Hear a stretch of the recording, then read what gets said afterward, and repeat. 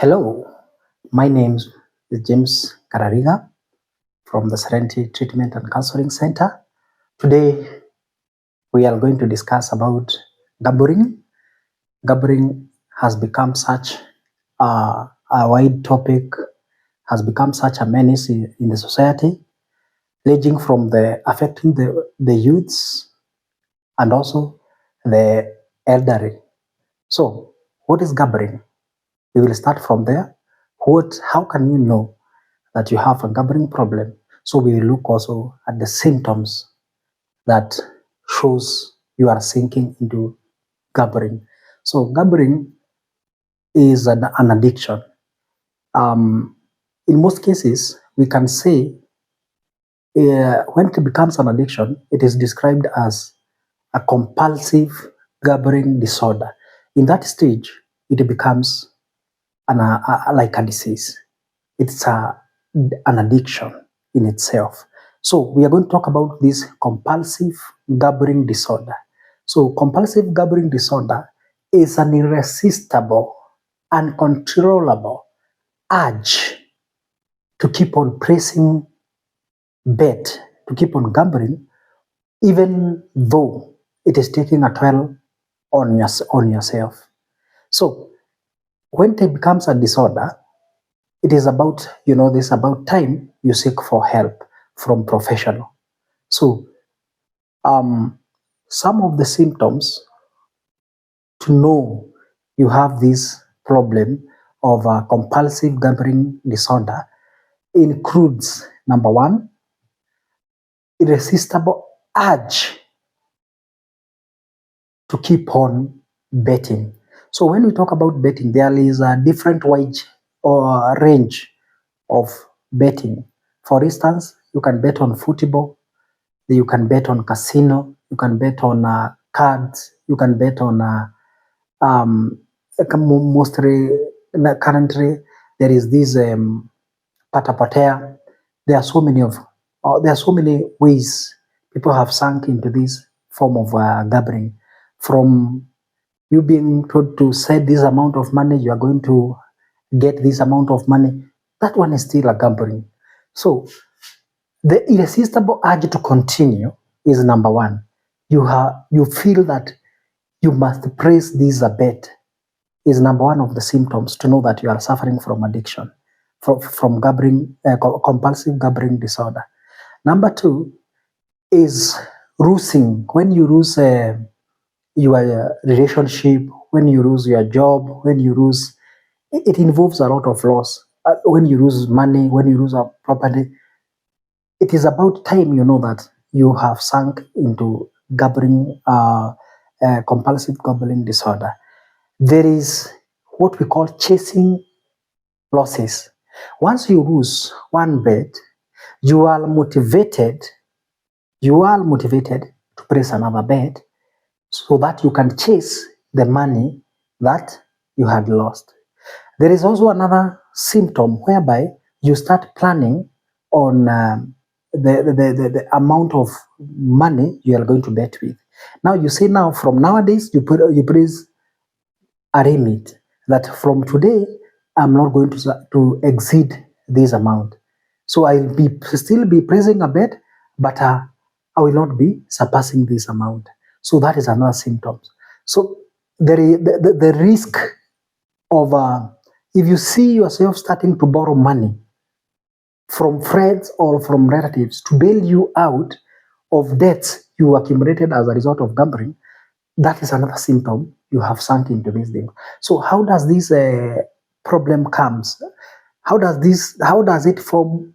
How does it form the repetitive nature? How does it become addiction? It is because in our brain there is a part that is in charge of rewarding. There is that part of the brain that is in charge of rewarding, entertainment, and happiness. That part, we call it the dopamine receptors. The dopamine part is able to create continuous behavior so that the behavior keep on repeating themselves as a way of rewarding the system. It's as a form of entertainment. So gambling is able to bring that form of entertainment to the brain and excitement, because you are expecting that you are going to win a certain amount of money. So the brain becomes excited. So with that in mind, you are going to continue placing this bet and placing this bet. Even when you lose, you realize that you continue, the urge, the uncontrollable urge still persists. Another symptom that you are suffering from compulsive gambling disorder is when you start lying to either family members about where you are taking your money. You start lying. You see that lies has become quite more. You start even hiding the reality or the extent of the toil the gambling has taken on you. Another symptom is when you start becoming irritable or angry because of gambling. Know that at that stage, you are starting to get angry. For instance, let's say you had placed a bet on a football match. Then you realize that it is only one team that struck you out. So you start feeling anger about why didn't they win? Why did I place that bet? Why did I have to? What motivated me to place that bet on that side? So those are some of the symptoms of a compulsive gambling disorder. Consequences, after looking at the symptoms associated with the compulsive gambling disorder, let us now look at the consequences of gambling. Number one, those people who gamble, these are some of the consequences. Number one, there is what we call relationship problems.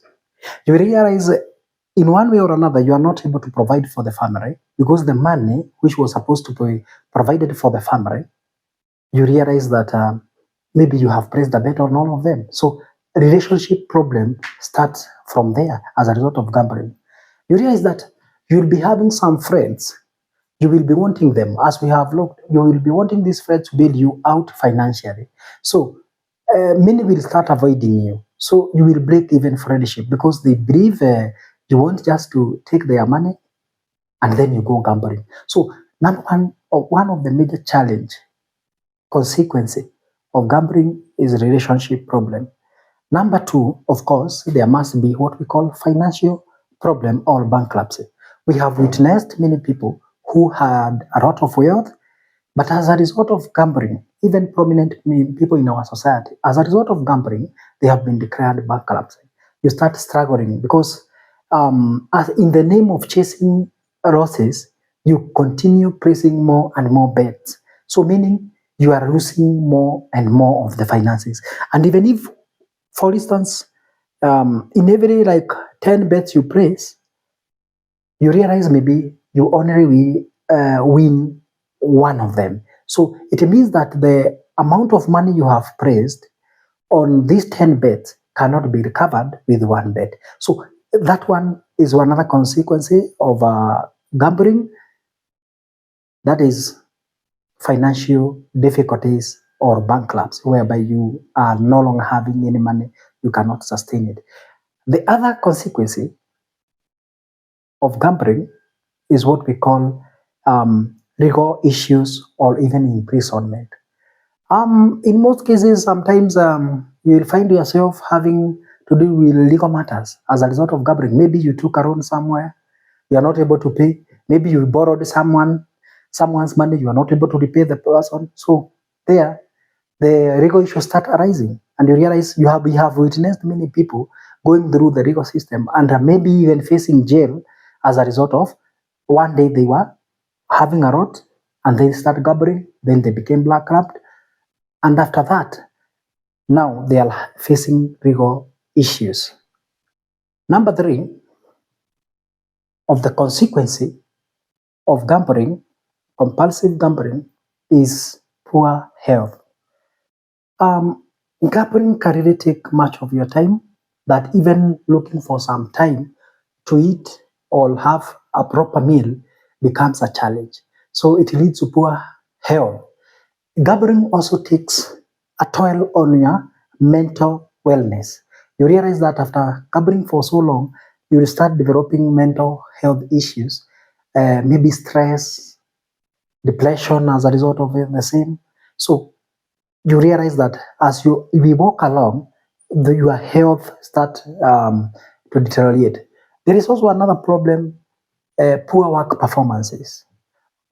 In your place of work, you realize instead of you being productive, you think there is another shortcut or an avenue whereby you can get more money.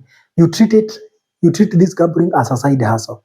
So meaning your output, your overall output in the where you work, you realize that the performance decreases as a result of you believing that there is a way you can get cheap income through gambling. So work performance goes down. Then there is when it has taken a toll on you, on your mental well-being, then there is what we call suicidal occurs or feeling or suicidal attempt or feeling of what we call suicidal thoughts. In most cases, most people who gamble, they find themselves in either one of them. Some have attempted suicide after losing all the money. You have no explanation. For instance, um, you have some money, you were given some money maybe to go and pay school fees. You have placed them all the money in gambling. You lose all the money. You don't know what to tell your parent. Many people have resorted into suicide because they don't want to be asked. They don't have an answer where they took the money. There is also frequent suicidal thoughts along the way. As a result of losing a lot of money, you started thinking a lot and having those suicidal feelings that this gambling has taken a toll on you. So those are some of the consequences, but not limited, that are associated with gamblers. If you are there and gambling has taken a toll of you, how can you regain control? How can you regain control if you are already deep into gambling? Number one, how you can regain control? Number one, you set goals. In this case, you set short-term goals. For instance, what do you want to achieve in life? Set short-term goals that are realistic and that can be achievable with only the amount of money you can legitimately or legally make. With the amount of money that you already have, make the short-term goals. Set those goals and try to prioritize those goals depending on the amount of money you have. If you are there and you are having a gambling problem, avoid high-risk areas. For instance, avoid carrying maybe things like credit card, avoid carrying huge amounts of money, avoid going to those socializing places where gambling is done, avoid even those applications that advertise gambling. If you're having your phone, uh, go to your phone and install those apps and clear them to regain that control. So you have to avoid high risk end where gambling is normally taking place. So come out open, talk about it. If you are there and you want to regain your control over gambling, do not hide. Talk about it. Talk to someone. Talk to a professional. Talk to a counselor. Talk to a friend who will judge you, people who can help you. So when you keep it, the worst form of addiction, as we have always said, is the one that a person suffers alone from inside, as compared to the one that people can see. For instance, addiction to alcohol. Everyone, when you are sinking down, everyone can see that you are sinking down. You are sinking down. But for this, like gambling and other form of addiction, which are individually yours, they are personal, you find yourself struggling. So talk about it, come to the open and talk about it. Talk to someone, talk to a profession, look for a counselor, talk about the problem you have been going through gathering. That's way you will be able to overcome it. Another form, another way you can regain your betting control over betting is by doing what we call self-exclusion. Self-exclusion is by deliberately not you choosing not to go to areas where gambling is taking place, like pubs, casinos, those areas, those socialization places where gambling is taking places. Self-exclusion also means that those websites that offer an opportunity for you to gamble, you don't visit those websites. You don't visit those applications on the phone that have give you an opportunity to gamble. You uninstall them so that you can regain your control. The next one is whereby you relax your mind and you practice self-care. Whenever a thought comes to you that you need to gamble, you need to distract that thought by doing what? Engaging in yoga, muscular exercises, maybe being in sports, like say, you're going to be playing football somewhere, you can be learning, you can be jogging. So distract your mind. Whenever that thought comes, it is always good for you to distract the mind from thinking the gambling way. Yeah. So, and also another way you can regain control is always giving a room, preparing for what we call a lapse. Someone who has gambled is prone to gambling again. So you keep that window open that you can always be affected. By doing that, it means you'll be more aware of the sites or of the things that pertains to gambling. So you prepare for a relapse, and when you prepare for a lapse, there are several things you need to know about how to prepare for a lapse. Whenever you feel like you really need to gamble, number one, talk to your support system. Talk to someone. Talking to someone, to the support system. Remember, you are fighting gambling, so you need to establish a circle of people who are going to support you in this journey. So it is always good when you feel that urge, you reach out to those people who are supporting you, who are in your support of you abandoning gambling. Whenever you feel like gambling, it is always good. Sometimes go maintain a diary, go write about it in your diary. Enter a journal, enter into your diary that you feel like gambling. It will help you. It will help you distract yourself. So anytime you feel like gambling, it is always good to practice your relaxing mechanism, relaxing mood. How do you relax? We talked about meditation. We talked about engaging in sports. We talked about even playing some music. We talked about jogging. We talked about yoga. So engage in some activity that will help you distract yourself. When you feel like gambling, you need also to take control of your cash, the amount of money you have. So always avoid having a lot of maybe have another mechanism of maybe where you can keep your cash so that you are not tempted to use that cash. For instance, you can always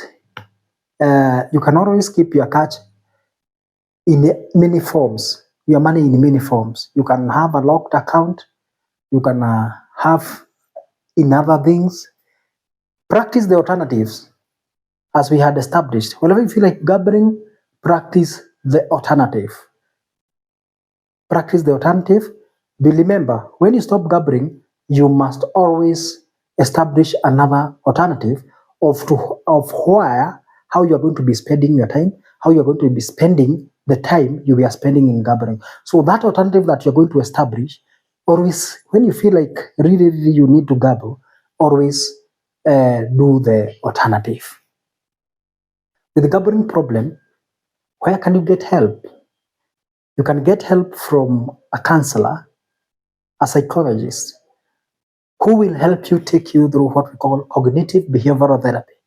Cognitive behavioral therapy will help you in resolving the probability of winning and other underlying issues in terms of behavioral issue. It will help you go through the risk involved in gambling. So counseling, this cognitive behavioral therapy is one way in which you can be able to, you can seek for help from a counselor, and this counselor will guide you through the cognitive behavioral therapy, whereby you will analyze all those probability of winning, probability of losing, and the amount of time this gambling is taking is depriving you of you being, instead of you being active in other things. A counselor will help you establish an alternative to gambling. For instance, instead of pressing a bet worth 1,000, what else can you do? Yeah, what else can you involve yourself in instead of gambling? For instance, we can say, with this behavioral change, you can have 1,000 shillings. Instead of pressing a bet, you can maybe practice selling some eggs. You can buy some eggs, buy some tomatoes, and then you can sell some eggs as an alternative where you can get legit money. As we have seen, gambling is in many forms. We have seen how the symptoms for gambling, how you can know you have gambling problem. We have seen how the repercussions, consequences of gambling. We have discussed also how you can overcome gambling and regain your control. We have also looked at where you can get help if you are really in dire need of coming out of this gambling. Thank you very much for keeping tuned. You can comment more on the topic you want us to discuss about gambling next time. And thank you very much for tuning in to Mutugi Gitonga channel. Keep it up. We'll keep bringing to you more topics on awareness concerning various topics and issues affecting the society currently. Thank you very much.